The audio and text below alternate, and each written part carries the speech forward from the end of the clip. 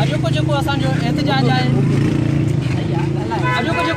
एहतजाज आहे Sindh United party जो ऐं उन सां गॾु शहीद उस्मान मल्लाह जा जेके वारस आहिनि उहे बि गॾु बीठल आहिनि।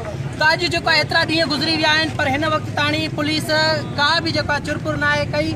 पुलिस जेकी पंहिंजी फ़िरियाद ते जेकी FIR कटी आहे उन FIR में को बि अहिड़ी ताक़त न आहे जंहिंमें कातिलनि खे का सज़ा अची सघे।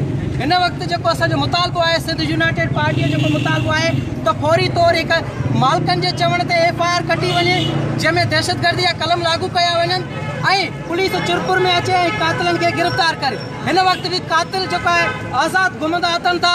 शहीद उस्मान जो रतु अॼु बि जेको आहे वहे पियो ऐं जेको हिन वक़्तु ताणी शहीद जे खून सां को बि इंसाफ़ न आहे थियो। पुलिस जेको आहे कातिलनि खां पैसा वठी करे कातिलनि खे ईअं आज़ादु घुमण में जेको आहे छॾे ॾिनो आहे।